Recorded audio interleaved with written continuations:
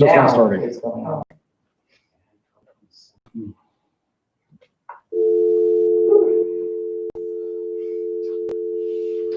I get them on or should I wait a few? Let me wait a few more minutes. So we're closer to 12:30.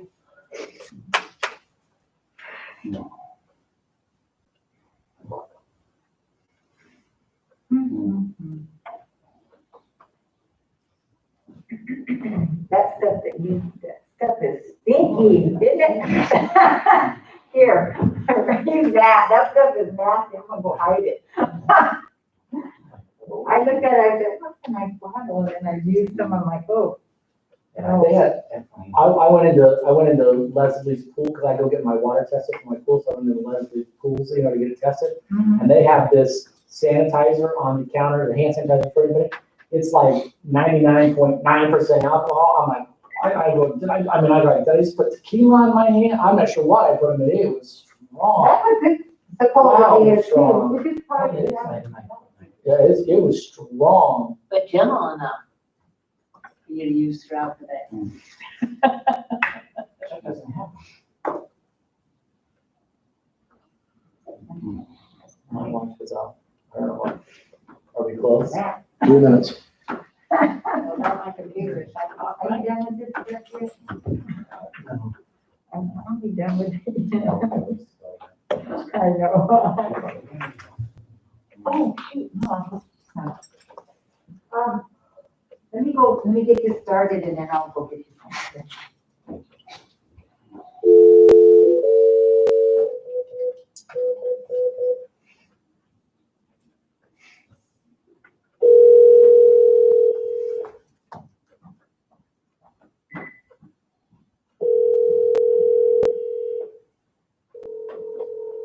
What did you plan on? It's 180 days and how many hours? 720. Hi, Jack. Hi, Jack. Hello. Can you hear us? Can you hear me now? Yep, we can hear you. Can you hear us? Yep, I still got 3 minutes, I'm trying to finish lunch. Oh, please do. Mary just got you on and she walked out the door, so. I know, I was gonna run downstairs and get some water. Come on, That's Jack. fine. Look it up, that's all I'm trying to do is get water right now. I just worked out lunch and I'm trying to get, give me 2 seconds to get a bottle of water and I'll be back on. Okay.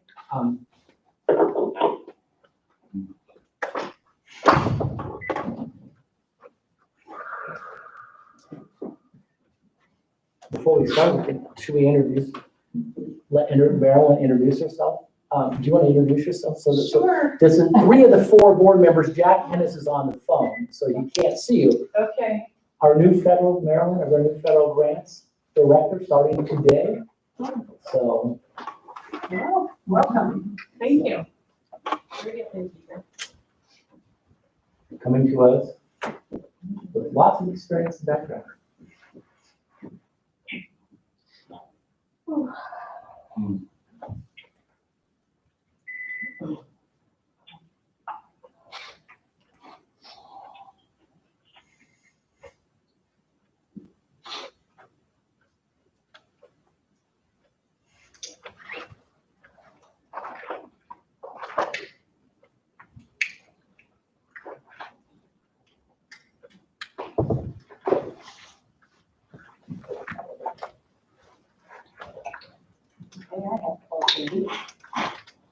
Okay. Ready? We're ready? You? Like, you ready, Mary? I'm ready. Call the meeting to order. Roll call. Mr. Wright, Here. Mr. Hennis, Here. Ms. Hawkins, Here. and Mr. Lopez. Present. Item number 2, the study session, reopening plan update. Dr. Beebe? All right. Well, President Hopkins, members of the governing board, I want to kind of take a little sidestep here before we start talking about the reopening plan. And I want to talk to you for a few moments as a board about what I'm going to say is a very serious issue we have in our district. And I want to take a few minutes to address that issue with you. As you know, 2 years ago, I was hired unanimously by the board to come here and to run the district. We've been given the charge to try to move this district forward and to improve our school letter grades and to improve the the operations of the district for our evening. We've had a chance to create a new strategic plan. We've had a workforce development committee. I had a superintendent's advisory council. We've done numerous things to honor our employees in the district. And so I believe, in 2 years running, I have fulfilled the obligation that I was hired to do. And we've continued to try to move our district forward. There's no doubt that we're in unprecedented times right now with this virus. It's got everybody on edge. There's a number of people that's driving people crazy, being quarantined, businesses closed, anything out. And it's a very scary, scary disease. It's got a lot of people nervous. And so the problem that I want to address with you is that I believe is a very serious problem, and I've endured this for 2 years. But today I decided, this is day one of a new 3-year contract that I have starting on this adventure that was unanimously agreed upon by this board. And I want to address the issue of about, I'm going to say it's a handful, I won't even number it. There are a handful of teachers in our district who are veteran teachers and been around for a while, who for whatever reason over the years, and I think it's just with past wars and everything else, have this sense of entitlement to them and really feel like it is appropriate and that they are welcome to challenge my leadership and to challenge the leadership of the district in general on a consistent basis. And I can share with all of you, I guarantee you've all received emails today leading up to this meeting to demonstrate some of that. And that's a real problem. And you start to look at a district and you start to look at the culture and climate. Culture and climate there is built on relationships. And I think that's one of the reasons I was hired by this board initially, is my ability to create meaningful relationships and to enter into relationships. As a school leader, I have a strong background in supporting all employees and especially supporting our teachers and teaching staff. I know for a fact, Member Wright did some extensive background on my relationship with teachers in my former life in my other district. And I can attest that you can go back and look at my track record everywhere I've been an educational leader, and my relationship with teachers and my support of teachers, and not only just teachers, all staff, has been impeccable. And I've had a great relationship with teachers. But I'm concerned because this group continually wants to very publicly challenge our leadership. And for whatever reason, they feel like, or what it comes across as, if we're going to make any changes to the district in any way, shape, or form, we need to have their blessing and permission before we're allowed to do that. And so I bring that to you as the board. You collectively are my boss. I can only be as successful as I can be with your support. But this is a problem. And I just want to bring it out publicly today and let you know, because I can't go another day without mentioning it. You can ignore things, or you can bring it to the front and you can address it. So I just want to address that with you. I'm concerned. So I guess I need to, maybe if my leadership or the way I've done things, if you as a board disagree with some of those things, then I need to know that, because you guys are the people who I answer to, and you're the ones that I want to always make sure I'm honoring your expectations for me as a leader. So with that said, let me get into a little bit of our plan. First and foremost, as we started to go I want into to say something just a minute, go ahead, Chuck. before you get into. Sure. I agree with everything that you said about working with the teachers and your background. In the last 24 hours, I've received almost 20 emails from I'm sure you have. from our teachers. Mhm. I received 3 phone calls from our teachers, and they've all said varying degrees of the same issues that are confronting us in our reopening plan. A lot of what they are telling me disturbed me about their relationship between you and the teachers organization. We have spent the with a lot of effort when we hired you, and with a lot of effort over the past 2 years, building that relationship to a point where I think I can only speak for myself as a board, but I think we can all say that we are proud of the progress that we've made with our teachers as a whole, and our teachers, the CGEA, and the meet and confer process that was developed to combine with that. What I've heard in the past, what I've read and heard in the past 24 hours troubles me. And some of the things, I've only heard one side. Sure. I haven't heard anything from you on all the discussions and the negotiations that have been going on with the committees. That's gone down, but the side that I've heard from troubles me. And the fact that some of that trust has gone away. I realize that we're getting the leaders of the group, and maybe speaking to the group that you're specifically targeting. But in all, I think they have been named as the spokespeople for the CGA. I understand, as well as we all do, that they may not represent the total body of the teachers. I understand that. Sure. But the fact that they are saying it, if I haven't heard anybody, I didn't get any emails that are objecting to any of that, anything that they're saying.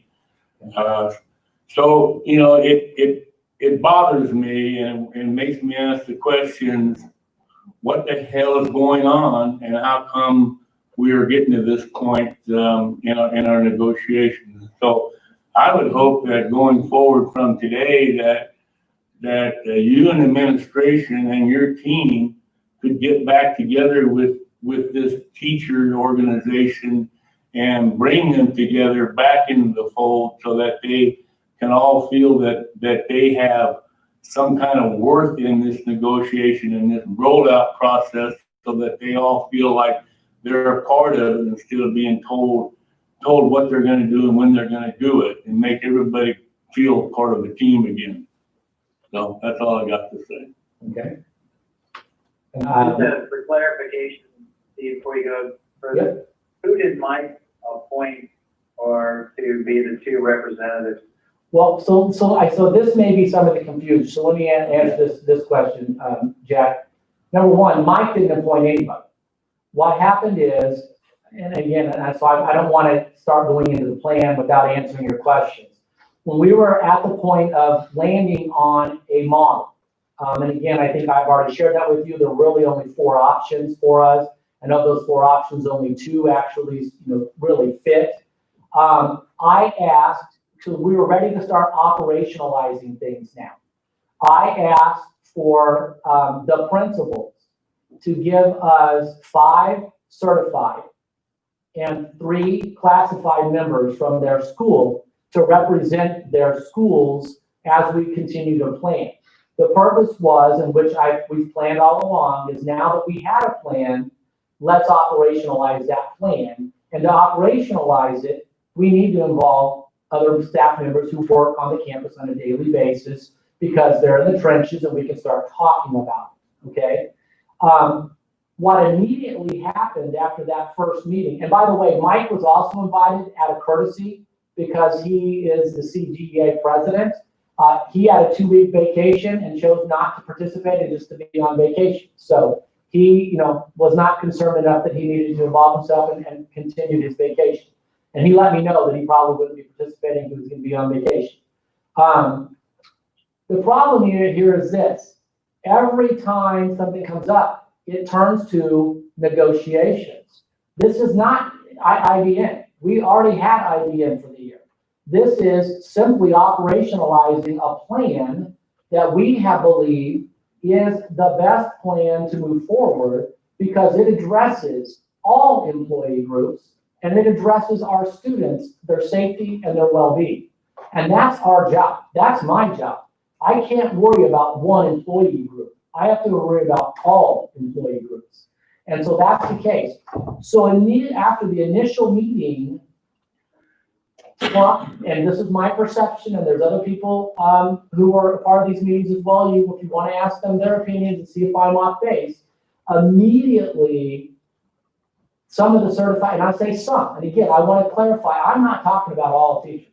I am not talking about all teachers in our district. I am not talking about the majority of teachers in our district. There are a handful, and I'm not going to give you the names. You got some of you that are around here enough, you'll know who we're talking about. What I'm saying is immediately, everything that all the work that we've done was challenged. And it was challenged because you didn't ask us first. You didn't ask us what we thought. You didn't ask us this. It wasn't until a week ago that we even knew how we were going to be funded. Until we got funded, we couldn't even come forward with a plan. We weren't sure if we were going to get seat time for kids at home. We weren't sure if we were going to get seat time. So as we went through this plan, and I can show you, we have a team site. We have a month of hard work, hours of discussion, filling out complete questionnaires, and going through the guidance of National School Opening Institute guidance of opening our schools, trying to be safe. We tried to look at the parents who have responded to our survey. We looked at the staff who responded to our survey. We tried to find a model that met the needs of all of them. And as I shared with you briefly before, that hybrid model was really the only one that could do it. At the same time, that answered your question, Jack. I don't want to keep going. I don't want to make sure I answer your question. So the principles of the ones. Just for 2 points of clarification. Sure. Just so before we get into it, their issue is that we are extending the day and they are not being compensated for additional time. Right. Is that correct? And I know that everybody goes back to, we only work a 40-day or we only do 180 days, right. A 40-hour work week or whatever it is. Just give me some clarification on Sure. because I don't remember us specifically talking about extending days, and I know we were going to do the Wednesday, and I guess that's kind of a float thing that you could adjust their actual time as far as so they can get to their quote unquote 40 hours per work week or something. Yeah. Well, so let me kind of explain the process then. So, and again, I don't know who all emailed you, called you, talked to you, but again, I think this, as I talked about this problem we have, this is the problem, is the response when we don't get our way is to start calling every board member, start rallying the troops to go against the administration. That's the regular response to anything that is not approved of. So as we went into this, what I shared with the group was we had a draft calendar, and it's. Well, I want to interrupt you right there because I think this is the first time since you've been here that I've had any teacher email me with their concerns about some kind of negotiations that are going on between you and them. This is an unusual circumstance. Okay, and it may. And so I don't think every time they don't get their way, they're emailing us, because this is the first time that I've gotten anything. Well, that might be the first time you've gotten email, but I know it's not the first time other board members have gotten things since I've been superintendent. So, but get back on point. Yeah. So if I can, Jack, you can't see this, but I can show the rest of them. So the first thing we did is so as I shared with you, as we're looking at this plan, because really this hybrid model is the only model that will allow us to significantly reduce class size. It's the only model that will allow us to try to make our campuses a little safer for our students and for our staff as we're doing it. So what we did is to start looking at it. As you all know, the reason we have a 180-day school day is because we are required by law to provide 720 instructional hours per year to our students. When you're a high school district, you have to look at your seniors, because a lot of our seniors, because they're on track to graduate, they only have a 4-hour school day. okay? And so by a 4-hour school day, the reason we have 180 days, if you take 720 hours, you divide it by 4, you get 180. That's why we have the school day we have. That's how that instructional hours. What has come across with some flexibility that we've been given this year is that you have the ability as a district, if you wanted to run this hybrid model, we've given some leeway and some things we could do. So what we did is we said, okay, we need to give our seniors, we got to just look at our seniors, we need to give them 720 hours of instruction. So if we're going to do that, and we're going to start school late, because that's the other thing that we believe, and I think that is something that I think all of us, I don't think that's being a point of contention right now. The professional development before the school year, starting virtually on the 10th, I don't think any of those are a point of contention. And I don't know that the hybrid model is a point of contention. I think what took place is we presented a calendar. The only way to get 720 instructional hours in about 148 days of instruction without having, because teachers are on contract. A lot of our classified staff are on contract. Their contracts start the 27th. You know, the early new teachers are back on the 27th, contracts start, and they end on the 21st. If we deviate from that, we've got to completely renew contracts. I had a long discussion with our district attorney yesterday. He advised that we not redo contracts and we try to make this all work within existing contracts for all employee groups. That's in our best interest. So we had talked to you guys about not starting until the 10th with your blessing. We could do that. So taking those days out, what we did is we created a calendar. Here's the calendar. I gave it to everybody. You can see right across the front, draft, not set in stone, draft. You or the board has to approve this. This does not become official until you as a board approve a different calendar. Than We haven't seen it, right? You have not seen it. Okay. Because it's a draft form. I'm getting ready to present to you. This is just us to work through the details before I'm not going to give you something I don't want you to approve. So it's a draft. At the same time, to do that, because we have less days, we had to try to find a way to lengthen the school day so that our seniors have 5 hours of instruction in any given day, because that way is how we got the minutes in less days. Okay, by doing that, that does make the school day a little longer. So again, here's a draft of potential bell schedules that we could use. Okay, some of the thing behind the bell schedules is this. Number one, we believe it's in the best interest of all parties involved. If we're going to have a hybrid model, that we need to go to 3 lunch periods, even with half the kids on campus. It just makes perfect sense to only have a couple hundred kids at lunch at any given time instead of having 500 kids at any given time in 2 lunches. So that makes sense. The other thing that if you look at the governor's, his executive orders, one of the things we're supposed to make sure we are addressing as a school this year is we're supposed to make sure we're addressing the social and emotional needs of our kids. There's a lot of stuff, people going through a lot of stress right now with all of this going on. So we already had our Cougar time and Spartan time last year. So one of the strategies there is if we make our 4th period in a given day, because most seniors are here with us 1st through 4th period, we make our 4th period a little longer, a 90-minute period, we can end class after 65 minutes and transition right there from class without a passing period so the kids don't leave us, and we can have some of that Cougar time, Spartan time that we already built in last year to do work the social, emotional, check on kids, grades, that whole thing. But by not having a passing period and not having it as a separate period, it counts for our instructional minutes. This helps our cause, okay? So by looking at that, it did make the school day a little longer. Again, it's a draft, not set in stone.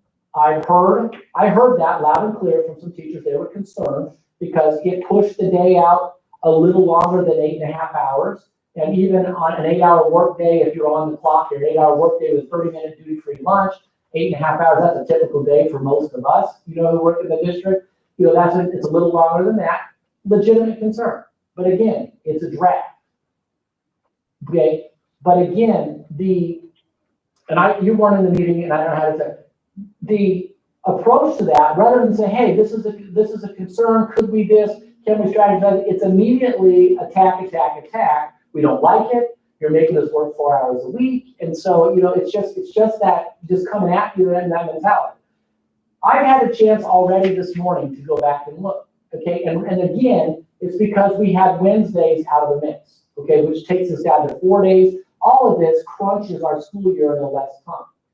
I can tell you this morning, when I got in here very early to look at this, knowing we were meeting today, I took the time to look at the existing school calendar that you'd already approved, the existing school calendar, and I looked at last year's bell schedules, okay?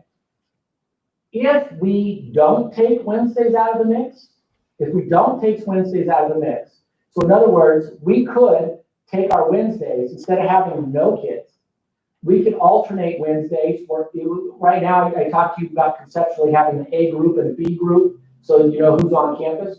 We can take Wednesdays and we can alternate Wednesdays where every other Wednesday, A or B is here. Okay, if we go that model, now we have more days. Now we can have less time in the schedule, and we can almost go back to last year's bell schedule with the current calendar exactly the way it is, without having to ask you to bless or change anything other than starting 5 days later and starting those 5 days virtually. Nothing more needs to get said. But we don't get to that point because it becomes an us versus them, very controversial atmosphere. And I can attest to it. You can ask anybody else who's in the room. That's what I've never been publicly confronted the way I was yesterday in a meeting with 30-some people. So, and again, these are not finished products. Until I bring it to you as a governing board and have a finished product for you to bless, then nothing is official. And all we were supposed to do today is give you an update on where we are and see if there was any other direction that the board thought we should go in. And so that's where we are today. I still believe, I think our teachers will believe, I think our certified staff will attest, the hybrid model is the best way to go for safety and well-being. The bottom line is I've also been told over the last couple of days by a number of people, and nobody said it to me directly, but I've been told that we have a number of teachers that if they have to come back to the campus in person in any way, shape, or form, they're going to quit and they're not going to teach. And so I don't know that. Nobody's formally resigned. I should say that we've had one employee formally resign for health reasons. But other than that, nobody is formally resigned. I don't know that. This is a scary thing. People are scared. Nobody wants to put themselves in a mix. I don't want to subject anybody to getting sick. I don't want our kids to get sick. I don't want our teachers to get sick. But at the same time, we've got to plan for somehow, someday being reopened. Now that the state has pushed us to the 17th, you guys have been around long enough. I will bet my last dollar that the 17th will come and go, and we're going to get pushed. We're going to get pushed, and we're going to get pushed again when we're allowed to have kids on campus again until the state deems that it's okay to do so. So we've got, and I've told everybody as we've planned. I've said this every time we've met. Remember that as we plan for reopening, we have to simultaneously plan for not reopening at all and be ready to receive our kids in a virtual format and educate our kids in a virtual format. Now this year, even starting on the 10th, in a virtual format, we have got to, and this is clear in the governor's outline, we've got to take attendance every day. We've got to demonstrate that we're reaching kids. Kids have got to check out. It's not just once a week a lesson or here or that. Every day there's got to be instruction going on all day long from all of their kids. Kids are going to have to follow a bell schedule from home and interact with their teachers. Teachers are going to have to interact with kids and take attendance. And we're going to have to document that we're reaching out to them and that we're meeting their needs. It's not going to be the grace that we got a year ago. The other thing I've talked to this group about. Just as a question. Yes. On that subject, how versed is the district to become all virtual? If you had to, how well are we set up, and how properly educated are our teachers as be able to do that? Well, I would say right now, if you had to ask me, on a scale of 1 to 10, we're probably a 6 or 7. But after 8 days of professional development in late July and August, we'll be a 10. That's the whole intent of this whole, of delaying the start and having 8 days of professional development is to truly get our teachers ready for this, to truly train them and make sure that we're ready for this, because this could be the long haul and not just a short chunk of time. So when if we have to go full virtual, are we going to do that on our hybrid model? Is that going to be full virtual on our hybrid model? So what would happen is, so I've talked to this group about our AOI or getting a district approved charter. What the governor said in his resolution, if we want to start school before the 17th, we can do that virtual in any format that we choose as a district. It does not have to be part of our AOI. So to answer your question, yes, it can be our teachers who are teaching in that hybrid model. They just teach their kids virtually that whole week. And we don't have to. Both A and B are going to be virtual. Right. And so in that case, Chuck, we can teach A and B students all day long, both day, the whole week, because they're at home in a safe environment. Okay. So we can teach them all. In our hybrid model. In our hybrid model. In our hybrid model. In our hybrid And model. how long can we do that? Until the state deems that it's safe for kids to come back to school. Okay. When the state says it's time to come back to school, at that time, And so the AOI will be out. we don't need to use the We don't AOI need to use that. until the state says, on this date, kids can return to school. Okay. Now, after that date, any student who is not okay coming back and wants to remain an online student would transition to the AOI. Okay. But until the governor says it's safe to come back to school, we can do virtual our way with our curriculum until that date comes. Now, under the hybrid model, can you adjust the percentage of virtual versus in place? I mean, say we wanted to have the kids in school for 1 day a week and virtual for 3 days a week. Could we do that? We can, Okay. because we get full ADM regardless. Okay. I think you'll get some pushback, but I don't know that for sure. I think you'll get some pushback because I think what you're going to see from our parents, there's a lot of parents who want their kids to come back to school. Well, yes, they do. Right, so they want them physically here. In fact, they would prefer that they be here probably more than 2 days sometimes. Yeah. So again, as we're in this process of trying to finalize a plan to have you as a board approve, the calendar I presented to this group and the bell schedule was not set in stone. It's a draft. But instead of feeling like we can collectively work, and again, it's like we don't approve of your plan, or I'm doing it now. I've since been led to believe today, and again, I haven't read their emails, but from what I've been told today, is that even the association is perfectly okay with 8 days of professional development. They're perfectly okay with starting virtually on the 10th. They are perfectly okay with a hybrid model when it's safe for kids to come back. I think the only bone of contention was the calendar I presented them and the bell schedule, which were not set in stone. And so, it's like we don't have to draw a line in the sand. We can work collectively.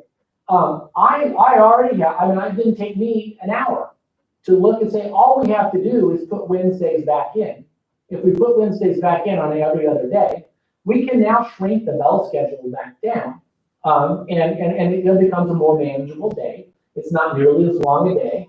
And it's about the same day that we had a year ago. You know what I mean? It still gives us a chance to meet the social and emotional needs.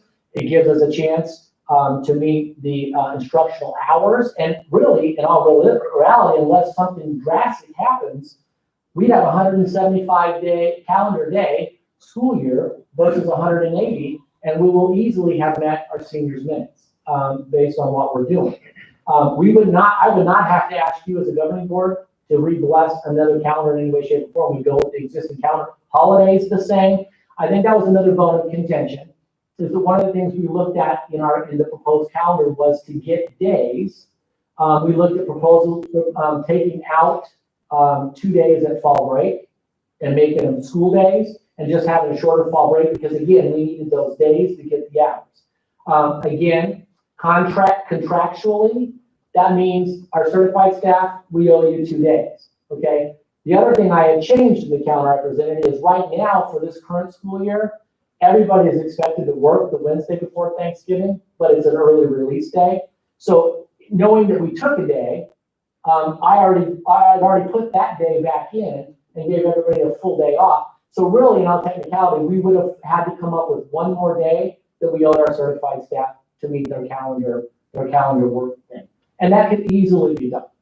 So we are not opposed. I am not opposed. The leadership team in this district is not opposed to re-looking at the bell schedule or re-looking at the school calendar to make it more feasible and sensible together. We were trying to keep people off campus on Wednesday to make it a little bit easier on teachers, and instead, the way that was received is we have to now work 4 hours more a week than we had in the past, and we don't like that. I understand, I get that. In case you have to work 4 hours. So there's all kinds of things that can be negotiated and planned. And I'm already willing to go ahead and work on looking at the existing calendar and putting Wednesdays in. If you think about it, in a sense, it's a good thing. Because if I'm a student, whether I'm an A or a B student, every 10 school days, I will have spent 5 days on campus and only 5 days off campus. And I think the more we can get them on campus, the better. However, as I say that, I still believe we have a number of our teaching staff who are not comfortable being on campus. They would prefer to continue to teach in a virtual format. So I don't know, and we're not the same. I meet every Wednesday. I meet with the Pinal County group, and that my feeling is the same feeling in Maricopa, Combs, Coolidge. It's across the board. Every district, across the state, we have people who are very nervous about coming back. Coming back into the workplace with kids, even with smaller numbers of kids. So, yes, John. Well, and you guys, I mean, you have to respect that. And, absolutely. And just as a cautionary tale. So, based on what you just said, if you were to go to this, since the bottom line issue is getting paid. Yes. For the perceived extra hours. In their weekly schedule if you went to the 4 day. Mm-hmm. So if you were to shift it back to with the Wednesday included now, mm-hmm. that gets you back to what would be considered essentially a normal week.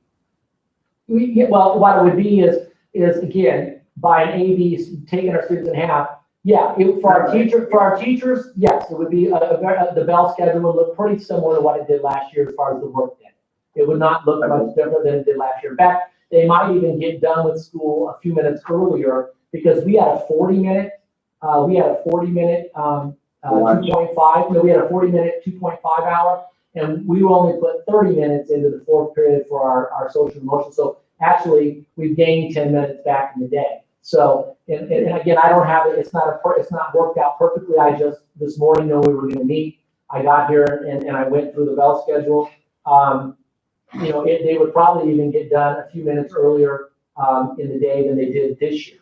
So yes, the calendar would look exactly the same as already been approved, other than they would all teach virtually. And again, right now we're saying a week, but it could be 2 weeks, it could be a month. We don't know because if the state continues to push out when it's safe to bring kids back, we're going to need to continue to teach virtually and teach our kids and reach our kids in every means we can until we're allowed to bring them back on campus. And then the only other question I have is our whole world driven by the fact that we've got to be up on Memorial Day? Well, our calendar, our contracts are driven that way. Our contracts say that teachers Yes. will be out by Our contractual last day of employment for teachers is the 21st. So we cannot go beyond that without changing contracts. So if for some reason then you're forced into it, if the governor obviously has moved this, you've got to go to, starting virtually, in the near term, correct? Yeah, it's in our best interest to go ahead and start on the 10th, and start teaching even before we could actually have kids back. Because the sooner think about how long our kids have been out of school. Yeah. So, and, the sooner we can get them back, the better. And so the sooner we start teaching, the better off we are. And again, I don't see any reason why we would have to alter the school calendar that you've already created. We were just simply looking at trying to make life a little easier on Wednesdays, and obviously that blew up, and that wasn't received that way. And so we can look at other options. I've already looked at other options. I've done the math. It is absolutely, if we go every other Wednesday and we go back to a similar bell schedule, adding that 90-minute fourth period, we'll have enough instructional minutes to, and actually we'll probably end up with more days than we actually had to with our 720 hours. And the reason we're in this crunch too is because we're already starting late. Yes. Yeah. Yeah, well, by starting a week later, but again, we had a 180-day school year, but we were, trust me, you were getting more than 720, our seniors were getting more than 720 hours on that 180 days. That's the thing, is so many people believe, if you look at the law and you look at the ARS, they look at it as 180 days and 720 minutes. And it's not, it's or. And so, but most people, contracts, everything else, school days built on 180 days. So. Some of the discussion in the emails addresses some disparity between the teacher's responsibilities in the hybrid model and the AOI model, and the difference in the responsibilities that they're going to be taking on, and how that affects their workload and stuff. And this is also a concern with districts outside of our district and outside of our county, and other districts among Arizona who have similar concerns that are using the hybrid model and that are considering using the hybrid and the AOI model. And so what are you considering there? How are you going to address that? You mean the disparity between who's doing AOI and who's, Yes. and who's, well, first of all, for an AOI, and again, we have created an application process, and we will allow our teaching staff who are interested in teaching in an AOI model to fill out that application, and then we'll go through a whole interview process, and we'll do an evaluation process, because it's not just, again, I've talked with Bob, our district attorney, about this. We've got to get people in that model who understand how to teach in that environment, have used that curriculum, know how to teach, because again, unlike what we've done in some of our like a credit recovery class and stuff where kids are working on 1 or 2 classes, if you're in our AOI model, you're taking 6 classes a day. You're not just taking 1 class, you're taking 6 classes a day. You're following a full schedule. And so we're looking at doing that. But again, I don't intend to start using our AOI until we know we're able to bring kids back, because we've been told we don't need to use that model. And as long as kids are out of school, we can do virtual our way with our curriculum planned by our teachers. Yeah. And I know that our teachers worked hard over the summer to make sure their first 9 weeks of this school year were on Blackboard, so that they would be prepared to teach in this modality if we need. So the thing I'm unclear about is, our teachers that are involved with the AOI model, are they going to be cross-teaching in the hybrid model also, or are they going to be separate entities? I think I don't know how to answer that yet, Chuck, and I think there's a chance they could be. Okay. Because until parents, and I think they may have some concerns with the teachers that are responding. I think they may have some concerns there that may not have been addressed yet. Well, and they may, one of the things that we suggested as a leadership team that went down in flames, again, as we presented to teachers, is the potential of, with doing an A/B split, is if we were to truly, just like we're doing this meeting right now, if we were to live stream the teacher in the classroom while they're teaching, I could teach my kids at home, and my kids in front of me all at the same time. And that wouldn't take any more effort or any more, things than anybody else. But man, we got no way, no how. We don't want to be streamed. We don't want cameras in the classroom. And so that was immediately when that was resistance. So I understand to some extent, but then I don't understand to some extent. They do it in colleges and universities all the time. Okay. But so, yeah, we'll have to address it. I don't know that we're asking anybody to take on any more workload than the other. I will tell you that we've already had a couple of teachers reach out. They've included me and their building principal, asking to teach in the online model because they may have some underlying health condition. And again, we need to be concerned about anybody with an underlying health condition. We don't want that to be safe. But again, in talking with Rob, that is not a reason that you just automatically assign somebody to an online format. We do have to make accommodations for any of our staff who may have some underlying condition or doing some things. So we'll have to look at that. I think the other thing, and I don't know if this was, I don't know, because I don't know who emailed you or what they emailed you. But I can tell you another thing that came out that I made very clear, and again, I did follow up with Rob on this, is that regardless of what modality we are teaching in, whether it be virtual or in person, the expectation would be come what is that Wednesday, the 29th? The 29th of, I think it's the 29th of July, that people will be at their site and at work, just like we are at our site and at work. And talking with Rob, he said that is absolutely a very realistic expectation and does not put people in a dangerous situation. It is perfectly acceptable to require people to be at work and work. Teachers can be in their classroom isolated by themselves just as easy as we are in our offices. And you don't have to go out and mingle in large groups. You don't have to. So anyway, the expectation, I did let our staff know that would be the expectation, that people would report to work. Even if I'm teaching online, we're connected to the network when we're here. We have great Wi-Fi in our buildings. And so, it's a good place. I don't know if that has come across to you. Nobody's brought that to me yet, but I didn't know if that was one of contention. We will have some of our employees who will have some very realistic, very real concerns, because they are not only our employees, but they're parents of small children. And if their children's schools are not started yet and their own kids have to learn virtually, we may have some very realistic, but we can address those on a case-by-case basis with our staff as they come up. What kind of precautions or protection are you offering the teachers? I mean, as far as their well-being? Okay, so what we're doing now, again, we're not completely done. I'm still, again, what you need to do is get a plan approved by you. And now we have some time still to look at our social. We've already ordered full face shields for all of our teaching staff, our paraprofessionals, everybody. They're not only the clear face shields that kind of wrap your whole head, but they also have a drape around the neck that go down, so they really keep anything from coming up under the thing. We've ordered face masks we've ordered thousands of face masks for students, for teachers. Doing that, we've ordered a couple hundred sanitizing stations for those that get a hand sanitizing station in every single classroom. We're working on looking at bathrooms right now, getting touchless water fountains, touchless paper towels. Again, trying to limit. So we're following, the safety guidelines.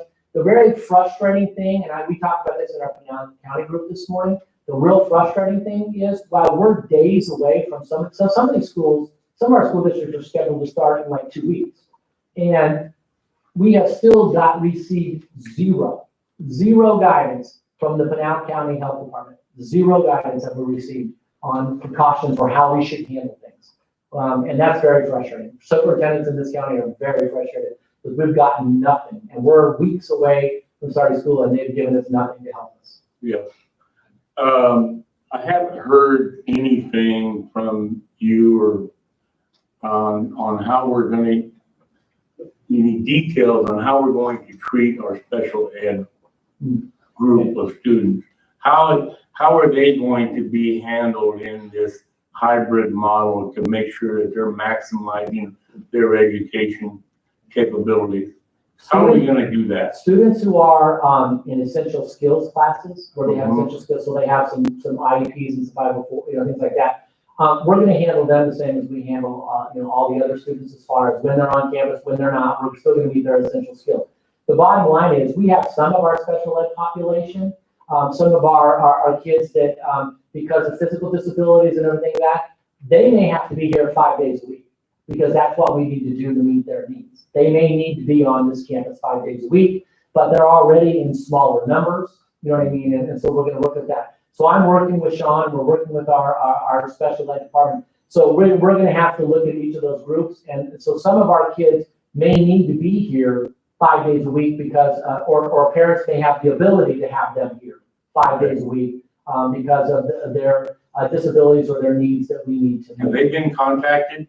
Have they been contacted directly? Yes. Nobody's been contacted directly. Okay. I've given general indication, but until we have a plan approved by the board, my plan is after you approve our plan in our calendar Mhm. on Tuesday, to immediately communicate with our parents on that plan, so they have a very clear direction of our plan. And then we can start to communicate and get kids registered for Okay. school, and then we can move it on. And so we need to get the ball, that's why I said I don't want to wait beyond the 7th to have you guys approve our plan, Okay. so that we can communicate.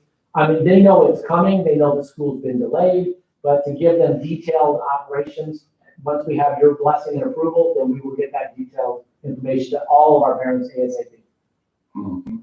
So, there's been some communications with parents that, have called and reached in. And again, even with our special ed population, there may be parents who choose not to bring their kids here, even though we would normally do a lot of services for them. It all depends on their comfort and what they choose to do. So will there be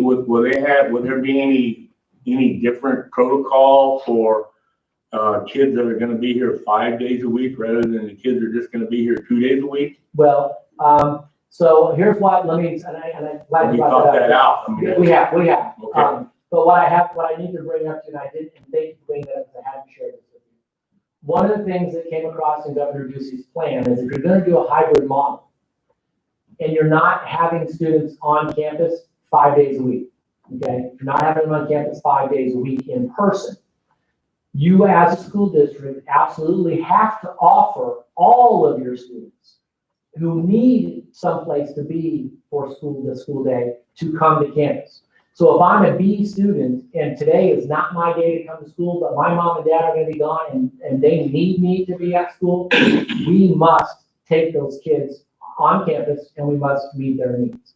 And so I'm working with, again, that's another piece that we need to work out. It doesn't mean that we need to randomly stick them into classrooms and now expound upon the number of kids we have in the classroom. But it means that we may have to have a lab, a room, somewhere where they're supervised and safe and socially distanced, where they can come and that day, they can do their virtual learning right from our campus. Because we do have to receive all students who absolutely need to come to school. We cannot deny that if we're not gonna do a 5 day, everybody 5 days a week. That's why a lot of districts, you'll see a lot of districts, are moving to either online or all day in person, because there's some complications to this hybrid model. However, and again, I've said it several times, I'll say it again, this hybrid model really is the only true way that we can limit class size, limit the number of kids, people on campus for our staff safety, for our student safety, for everybody's well-being. It's the only way we can do it. Do we have enough space to do that over in Vista? I know we do. Yeah, we do. Well, because typically you just take your class load and you can divide it in half. We actually, No, I Glenda, meant where the kids would have to be here. Yeah. oh yeah, I talked to Glenda already and I talked to Brian. We're working on that right now. And again, you have to remember that rule is put in K-12. And the main reason that rule was put in is for our small kids who mom and dad go to work and can't afford for the kids to be, I don't know, we may have some high school kids, we may have none. I don't know, but we have to be prepared and we have to accept those kids, and we will. So anyway, so that's pretty much where we are. I would like to come back to you with a formal plan with a formal operational plan that I can present to you, the same plan that we send to our parents and everything else on Tuesday, on next Tuesday. Hearing and understanding now full well that there's some discontent with the bell schedule and the calendar was presented. To move to adding an every other day Wednesday, to go back to our bell schedule, to go back to a similar bell schedule than what we have is not an issue. It's not an issue. It's not, we can do that. We just can't take Wednesdays out of the mix if we're gonna do it. We gotta have at least a group of kids on Wednesdays. So that's gonna be, we gotta get with Tim and his group as far as cleaning and all that stuff, because we're gonna count on that day for doing some, a little more thorough. So again, there's a lot of protocols that are being in place. But the bottom line is, we really do have time, because we know right now we're not gonna have any student walk on our campus before the 17th. And chances are it's gonna be a lot longer than that before we get approval to do that. So, that's where we are, so. Okay, so that addresses essentially the teacher money issue.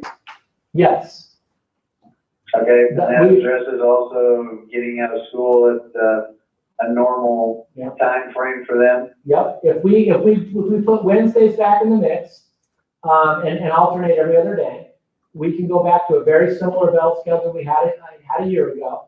So their work day looks very much the same. And again, while we're talking about teachers, I hope that we would be considering all employee groups, because our paras, our security guards, our secretary, everybody is in that group. They all are expected to be here. So, I agree with that 100%. Yeah. And I just want to get, yeah, that aspect of it kind of take care of. Yeah. Because all I've heard so far is, and I know that you guys have been addressing it, and the phone calls have all been about my work week. Right. But the question is still, what's in the best interest of the kid? exactly. And And that's, I'm still kind of disappointed in that aspect, especially as I read some of the emails, Mhm. et cetera, that it kind of lays out the fact of occasionally there's some mention of it, but the rest of it's all, my work week's too long, I'm not being compensated. My work week's too long, I'm not being compensated. These are different times, et cetera, and I would hope that everybody is working towards in the best interest of the kids of this district, as opposed to, and then the safety of the kids is directly translates into the safety of all the staff, et cetera. well, I appreciate you saying that, Jack, and again, and as I opened up today, and again, I'm not trying, I'm just letting you know my personal feelings on the issue that we have in our district. Unfortunately, too many times that is the case, is this group is only about what's best for teachers and not what's best for all employee groups, and certainly not what's best for kids.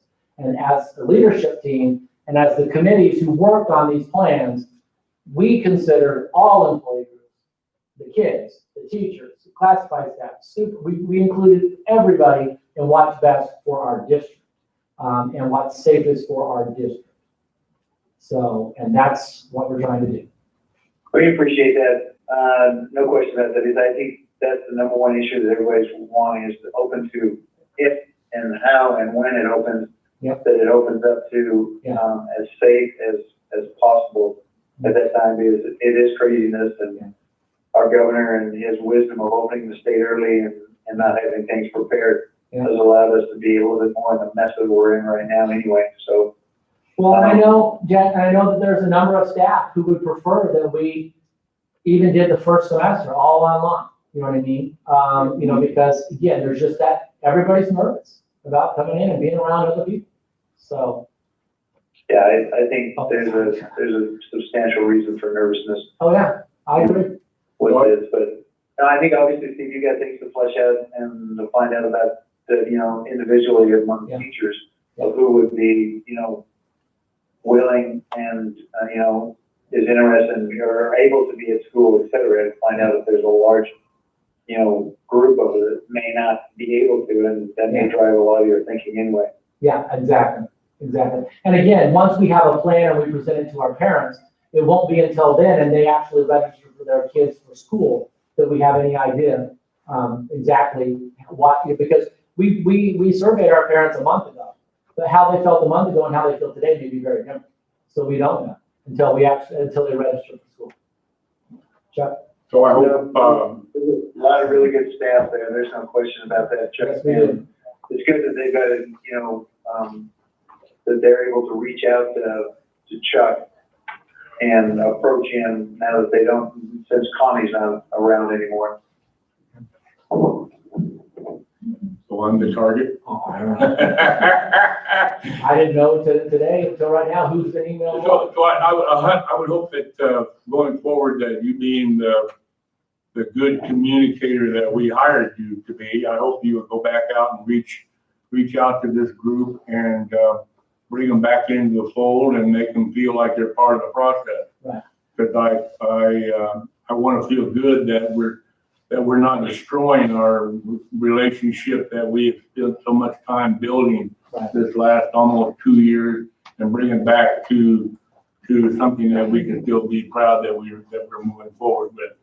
Well, and I appreciate that, and I think you know me, I mean, I pride myself in relationships. I hope that's still the But- case. And it still is the case, but I can tell you,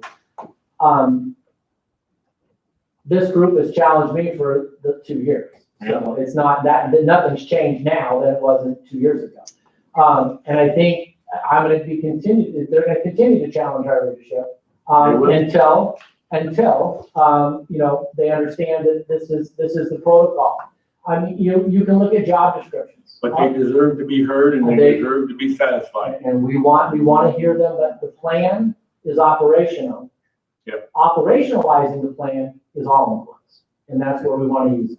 Okay, thank you. Yeah, I think if they get their hours to where they're at, and they're not being affected as far as extra duty and they're not feel like somehow they're, being required to teach more than their 720 hours a year, that you can only drag people along so far, and there's only so many things you can do. At a certain point, you have to decide kind of what's in the best interest of the kids of the district and all of the staff of the district, and go forward with something. And, try and bring everybody in and try and make everybody appeased and happy, at some point may not actually transpire, especially when you have such a small faction within the group that starts dictating time and how things get transpired. Yeah. So I appreciate you, and I know that you're working continually to keep everybody into it and bringing the group along, and our CG family, that they are, they're all working toward the best good of getting the kids of Cascaran educated. Well, and I have an outstanding relationship with Mike Wagner, who is the president of CGA. He's unfortunately been on vacation for 2 weeks. He'll be back next week, and I do plan on connecting with him next week, and so he and I will certainly be connecting, and I'll be able to share, I'll be able to share some of this with them. But again, time is of essence, because I need to have a plan to present to you next a week, in a week, so that we can move forward and get everybody on board. Could we get some details of that plan coming out Just to from you? clarify and finish up, you're going to look at the 5-day. What I will look at, based on the feedback we've gotten, we will look at bringing Wednesdays back into the mix. If we do that, there is nothing I need you as a board to approve with our calendar. It's set. We don't change anything. Holidays, half days, everything's set. I don't need you to change a thing. All that we will do is our A and B students will alternate Wednesdays on who comes and who stays home. So one week you'll get 3 days on campus, the next week you'll get 2. There's a lot of schools that do that type of thing anyway, Sure. aren't there? Yeah, there are. So we'll be able to do that. And so by doing that, I would hope that we can meet that will satisfy those who are not happy with what has been presented so far. But if there's more that's underlying that I'm not aware of, I'll have to do some digging to find out. So, And the only other thing is to flesh out more of the safety issues, precautions, and parameters that the district is looking forward to. absolutely. And again, we're hoping that someday in the near future, Pinal County Health Department will actually provide that to all of us. And the other question is, I drove by the football practice last night just to kind of get a look. Yeah. You did? tell me that I saw a handful of the coaches, occasional coach was wearing a mask, et cetera. Okay. But, tell me who's enforcing the fact that, trying to keep, in groups kind of spread out and that you're not, I know that you can be in groups of 10, but I'm just trying to, Yeah. when I drove by there, it looked like kind of a mass. Well, our athletic directors are supposed to be monitoring. I have their plans, and they're supposed to be monitoring all that. I do know, I was copied this morning that Coach Barrow has canceled practice at Catskilling Union for a week. So I don't know the rationale behind it. I was just copied on the email. So they've canceled completely for a week until after the 4th. So, Okay, but if you saw something different, I will definitely double check. maybe at the board meeting, we can get a report on how that's been going. I'll certainly look into that because they give me updates. But I as far as I've been told, everything's going as planned and they're following their plan. So, Okay. all right. Did you have something else, John? So I would like to have, when you get those details, I think we can get them a little sooner, so we can take a look at them. Okay. Your draft schedules and stuff. I can send Oh, you, your draft. the draft bell Yep. schedule. Here's gonna be the problem. I'll just be completely honest with you guys. Okay. I have not taken any vacation at all this summer. I am taking Monday off and I'm leaving town. I'm leaving town tomorrow, and so I will not be back until Monday. I will see what I can do. I don't know how much I'll get done this afternoon, but I can certainly start giving you, I can provide you the draft that was originally sent right now. Okay. But try to get you everything. Well, I was seeing it's a sheet right in front of us, so Yeah, no. it's something we can look at. And, Well, I can certainly send you, Mary has already what I gave everybody ahead of time, but know that it's changed. I just feel like we're not getting enough information Sure. from you. Well, I didn't, again, until we have solid, I don't want to waste your time with potential stuff that we're not going to ask for your blessing. So, Okay. but I certainly can I get you think that's why we asked for this meeting, to get a little bit of clarification on where we are at. The other thing is, that once you provide this, I hope that it stays as a working document for the board and doesn't float out into the country. That's the whole idea. You guys have executive content. So as soon as feasibly possible, you will have the plan presentation, you'll have the calendar. We can just modify by, like, Mary, we can modify that by the AV kids, like we did on the other one with the current calendar. Mm-hmm. That'll be an easy one. And then, we'll work on a bell schedule. So I can present that to you as well. But, I'll get it to you ASAP. Appreciate that, thank you. Thank you. And I want to say thank you for everybody that's worked on this. Once again, we're in the same situation as we were for graduation. There is no win-win for everybody. So, you did the best you can. And I think after I was researching all the other districts and what they're doing, I think this has definitely been about as responsible as anything I've seen out there trying to protect all groups. So we're gonna do the best we can, but we want to take care of all of our employee groups and our children, so. So just to clarify, anything that I post is gonna be posted under that item on the agenda and executive content. It'll be executive content, it'll become public, right before the meeting, so. Okay. All right, Thank you. thank That'd be you. perfect, thank you. Thank you. All right. Move to adjourn. Yes. Okay, thank you. All in favor? Bye. Did I just miss an interview? Oh, yeah. I just called him. I didn't realize we went that long. Yeah, I had a message, so I looked down on my watch and I went, oh, he said it was already starting, so, I told him